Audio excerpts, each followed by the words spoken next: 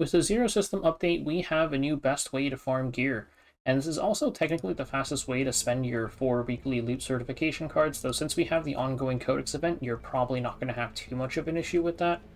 This is the best way to get gear in terms of energy spent to good gear acquired, though it is going to take longer than just running a gear simulation, though of course there's benefits because since we're in Zero System, obviously we'll be able to more or less pick out our sets, and we're going to be going over everything in this video. Now for the best efficiency when spending, you should be making sure to get your discounts from lootbar.gg. No matter what you're looking to pick up, Lootbar provides it fast, secure, and at a more affordable price, with 24/7 customer service and refunds guaranteed. If you haven't gotten your double crystals yet, buying it on Lootbar can save you up to $30 if it's your first purchase.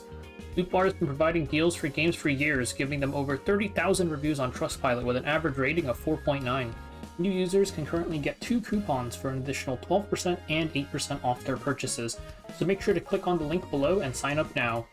So just for anybody who didn't see the update, the changes are that now when you enter a codex, as long as you made it to the first waypoint, you can exit your run and you'll be able to keep your codex, which is very useful for general save data farming, of course, because you can keep the super high tier worlds on Nightmare. This will be tier 15, and also you'll be able to keep your modifiers if it's like a playable world for you, as well as just if you have a run where you didn't get the epiphanies you want, or you didn't get the copies that you want, you'll be able to leave it and not have to spend chaos orbs or units to craft more worlds.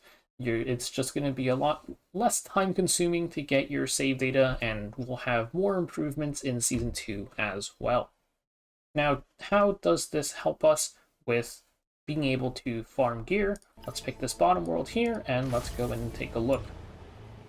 For the units, I think if you have an E2 Serenial, she's best for this. Otherwise, just pick units that have attack cards for the most part. You still want a coherent team, just in case of bad RNG. Always pick the first option no matter what, so that you get the 3 normal battles changed to 1 HP. This is pretty similar to the method we did to get through our Lab 0 Chaos Weeklies quickly. We're just going to pick up a random fate. Let's get this one. And then we'll take a look at the map and see how our RNG was. So this one looks good enough. We can reach the waypoint only doing 3 fights. So this should be fast. We just take the middle path and go straight. It's pretty much the same as the Lab 0 method. The reason I say Serenial is nice at E2 because you're guaranteed 2 attack cards at the start of your turn no matter what. We're just going to rush to the waypoint, and last update, or the one before the most recent update, they also made it so that you can claim loot certifications at the waypoints as well. And that's why this new method works. You just rush the waypoint, see if you like the gear. If you like it, claim it, and then, well, regardless of whether you like it or not, you'll leave at the waypoint and you'll be able to keep your codex, so you don't have to spend any resources when farming out, or you don't have to spend any resources after you leave. You'll be able to keep the world and just keep on doing this as long as you want.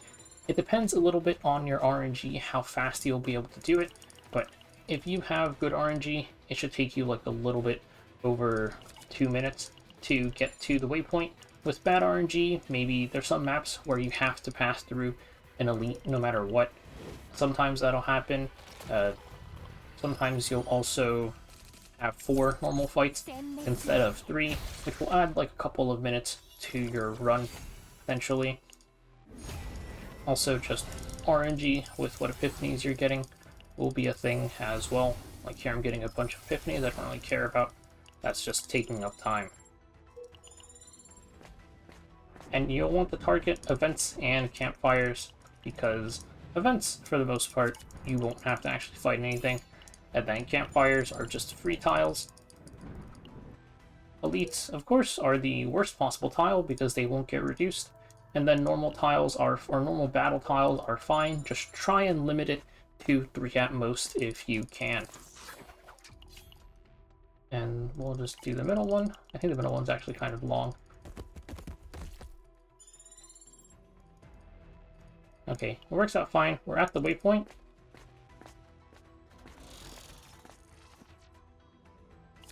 Pick up our item. So we'll extract it here. and then we can see if we got anything. I don't really care about these, so we can just escape.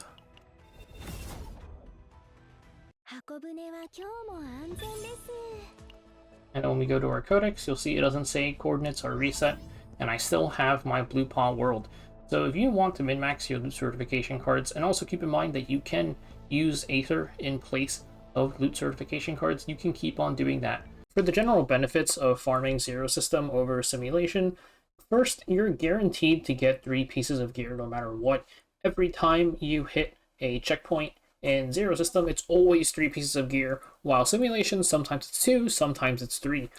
Right side gear is also harder to get than left side gear overall, and Zero System will only give you right side pieces. You can also get from any set, which is both positive and negative, because the thing is, when you do Simulation, pretty much every single simulation has one good set and one bad set, so you're going to be 50-50 to get a piece no matter what, like to get like a usable set.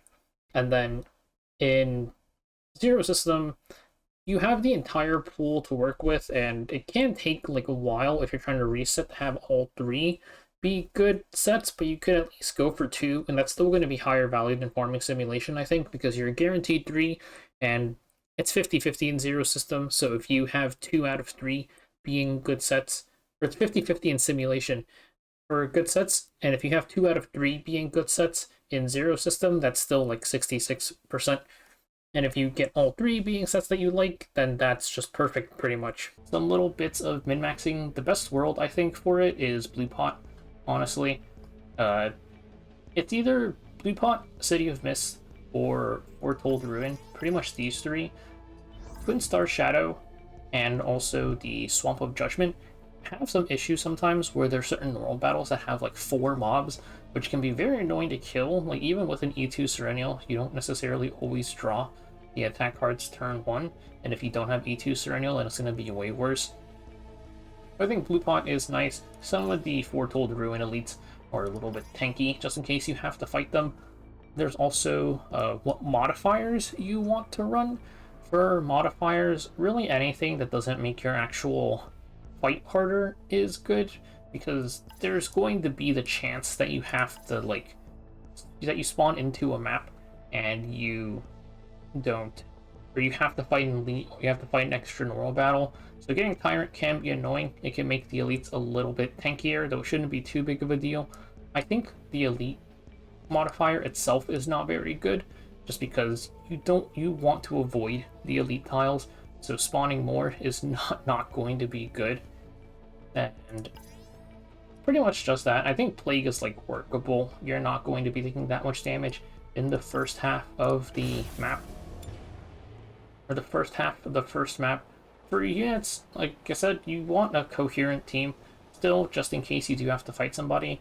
So for actual characters, you're for the most part just aiming for people who have attack cards. Like E2 Serennial is the best, just because you'll have those 2 homing lasers in your hand at the start of combat, and then really anybody who just has like attack cards, you're pretty much praying to RNG to hope that you draw them. I think Veronica is really nice because the firing preparation gives you a ballista, so it's pretty much a initiation attack card. Yeah, because you generate the card, so pretty much you can just run this team and you'll be okay. I'm going to go in and we'll see if we get the bad RNG spawns or not. I guess I'll do one more run. So you don't even have to like look what the bottom left modifier is. You just go in and select it no matter what.